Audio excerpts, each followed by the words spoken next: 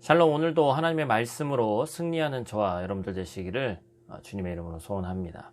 일전에 유럽의 한 중고 장터에서 여러분들 그런 얘기 아마 들어보셨을 거예요. 어디 싼 그런 바자르 같은 데를 갔는데 그림 하나를 산 거죠. 아주 값싸게 샀는데 좀 괜찮아 보여서. 근데 알고 봤더니 르네상스 시대에 아주 유명한 작가의 숨겨진 보물 같은 작품이었다. 그래서 10유로 20유로도 안 되게 샀는데 우리나라 돈으로 몇 천억이 되는 그런 가치가 있는 보물 같은 것을 발견했다라는 그런 기사를 본 적이 있습니다. 오늘 본문은 우리 주님이 대제사장들의 무리에 잡혀가신 그런 장면이죠. 이제 십자가까지 가시는 길이 얼마 남지 않은 그런 상황을 그리고 있습니다. 예수님을 지키는 사람들이 예수님의 눈을 가린 채로 성경을 보니까 희롱한다라고 표현되어 있죠.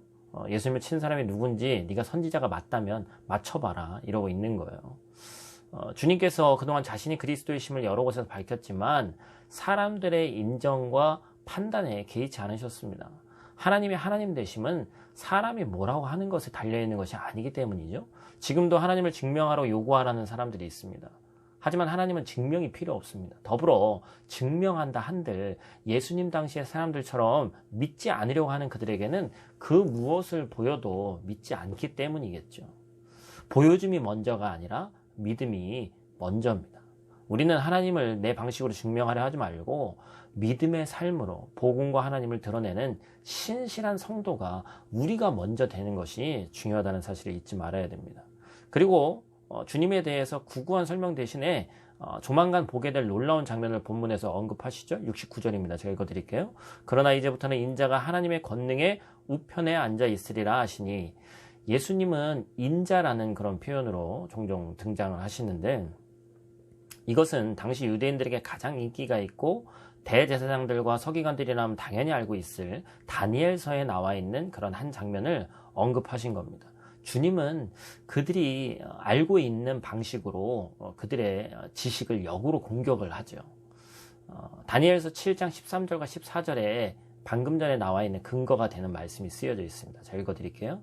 내가 또 밤 환상 중에 보니 인자 같은 이가 하늘 구름을 타고 와서 옛적부터 항상 계신 이에게 나아가 그 앞으로 인도되매 그에게 권세와 영광과 나라를 주고 모든 백성과 나라들과 다른 언어를 말하는 모든 자들이 그를 섬기게 하였으니 그의 권세는 소멸되지 아니하는 영원한 권세요 그의 나라는 멸망하지 아니할 것이니라.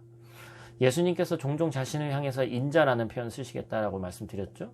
다니엘서 7장에도 인자라는 표현이 등장합니다. 바로 메시아, 그리스도를 지칭하는 용어입니다. 메시아가 하늘 구름을 타고 하나님 앞으로 인도되어서 온 세계를 다스릴 영광스러운 자리에 앉게 되는 장면을 말씀하시는데, 다니엘서에 써있는 그 말씀을 인용하시면서 계속해서 말씀하시죠.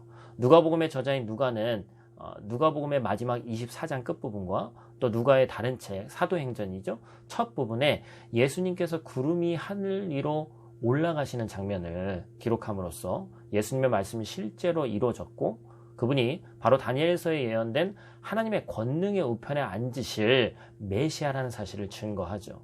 예수님은 이제 자신이 하나님의 권능의 우편에 앉게 되리라고 공회원들에게 말씀하십니다. 그들은 로마에서 유대 민족을 구원할 전쟁의 신과 같은 메시아를, 구원자를 기다리고 있었죠. 하지만 예수님의 권능은 죽음과 죄를 이기시는 부활과 구원의 권능입니다. 이 땅의 권세를 넘어서는 하늘의 권능이죠. 사탄이 그 권능을 막기 위해서 뭘 준비했어요? 십자가를 준비해서 그 권능을 막으려 했습니다.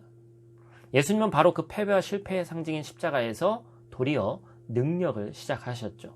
모든 죄인을 구원할 영광의 승리가 역으로 패배의 상징인 십자가에서부터 시작됐습니다.